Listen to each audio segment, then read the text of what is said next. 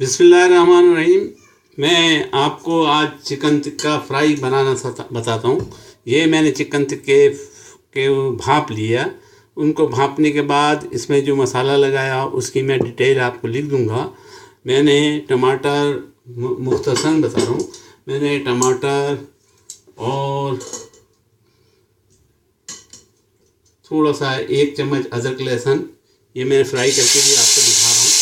अब मैं इस चिकन टिक्का फिर मैं सैंपल के तौर पे आपको बताने के लिए 2 फ्राई करूँगा और जिस वक्त खाना होगा तो बाकियों को फ्राई करूँगा। ये मैंने फ्राई के लिए रख दिए चिकन टिक्के। ये चिकन टिक्का फ्राई है। मैं तो अपने चूल्हों पे भून भी लेता हूँ, भून के भी बना लेता हूँ, लेकिन यहाँ पे मैं फ्राई करके दिखा रहा हूँ। इसमें जो मसाला लगाया वो मैं आपको बता दूँगा। टमाटर के अंदर चॉपर में चलाया है टमाटरों को, और उसके अंदर मेरे पास कोई मसाले ऐसे नहीं थे बाज़ारी, फिर भी मैंने बिरयानी मसाला 1 चम्मच उसमें डाल दिया, नमक डाला है और थोड़ा सा ये समझे सिरका डाला है। और उसको मैंने उसको पहले टिक्कों को अलग बॉईल किया था, मसाला अलग बनाया था, फिर अब मसालों में उसको डीप कर दिया। अब मैं उसको फ्राई कर रहा हूँ। इस फ्राई करने के बाद मैं आलूओं को फ्राई करके आपको बताऊंगा। इसके साथ फ्राई आलू होंगे कोटेड, वो बताऊंगा।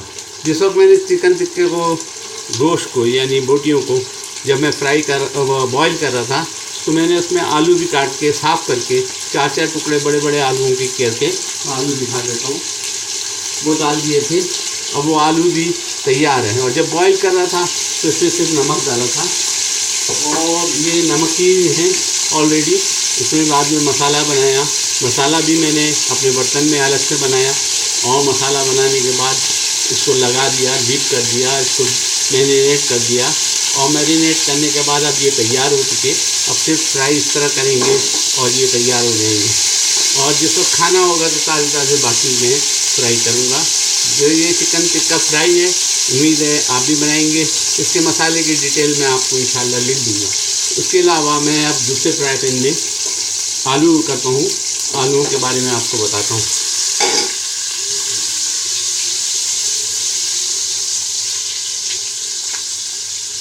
आलू भी मेरे चिकन टिक्के की जो बोटियाँ थी, जो लेग्स थे, उनको मैं जब बॉईल कर रहा था उसमें मैंने आलू भी डाल दिए थे और आलूओं के अंदर भी नमक मौजूद है।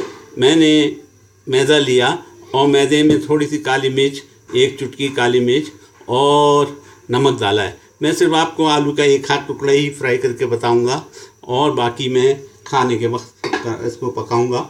मैं सैंपल के तौर पे आपको दिखा रहा हूँ। ये देखिए, ज़्यादा तेल नहीं, डीप फ्राई की ज़रूरत नहीं, कोई थोड़े से तेल में इस आलू को हम डाल देंगे और ये आलू हमारे लाल हो जाएंगे। इस तरह चिकन टिक्का फ्राई और आलू ये आज की हमारी डिश होगी और खाने में बड़ा मज़ा देता है। थोड़े से ये कड़क हो जाएंगे तो और अच्छे लगेंगे। अभी आलू फुल बॉयल है, इसको पकाने की इतनी ज़रूरत नहीं है, लेकिन इस पर लाली आने से ये खूबसूरत भी हो जाते हैं और खाने में टेस्टी भी हो जाते हैं। ये मैंने आलू फ्राई कर दिया आपके सामने, बल्कि एक और आलू को मैं आपको सामने फ्राई करके दिखा देता हूँ। मैंने इस आलू को मैदे में, जिसके अंदर नमक और काली मिर्च है, वो डाल दिया और इस आलू को मैंने तेल के अंदर डाल दिया और इस तरह ये लाल होते जाएंगे इंशाल्लाह। ये देखिए रंग आ रहा है, ज़बरदस्त है, खाने में बेहतरीन होता है। असल में चिकन टिक्के में थोड़ा सा मसाला होता है ज़्यादा, इसलिए अगर इनके बच्चे नहीं खा सके तो उनको आलू के साथ खिलाइए, ज़बरदस्त बनेंगे। अब आलू ये कड़क हो गया, उसने वो जो नरमी थी इसकी बॉईल करने में जो नरमी आई थी उसको छोड़ दिया। अब ये कड़क हो गए और थोड़े से लाली आने पर आप इसको निकाल सकते हैं। तो कैसे सर्व करेंगे वो भी मैं आपको दिखाता हूँ। तो आज की डिश हमारी हुई चिकन टिक्का फ्राई और आलू फ्राई, कोटेड आलू फ्राई है ये देखिए कितने खूबसूरत कलर आ रहा है इस पर। थोड़े से तेल में ये चीज़ें तैयार हो जाती हैं और ज़्यादा मेहनत नहीं लेती। इसका टाइम सिर्फ 15 से 20 मिनट लगते हैं। उम्मीद है आप भी बनाएंगे।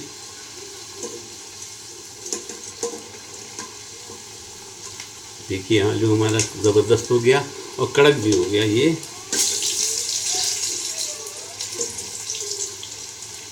ये देखिए, इसके तेल को छान के दोबारा इस्तेमाल किया जा सकता है। इसमें जो पाउडर गिर गया वो जल जाएगा, इसलिए इसको तेल को छान दीजिएगा और दोबारा इस्तेमाल में लीजिए। अभी ये आलू बिल्कुल कड़क हो चुका, क्रिस्पी हो गया, क्रिस्पी कहते हैं वो हो गया। ये देखिए, उम्मीद है आप भी बनाएंगे। मैं इसको अब सर्व करके बताता हूँ। आलू की रंगत आप देख सकते हैं, खूबसूरत तरीन हो गई।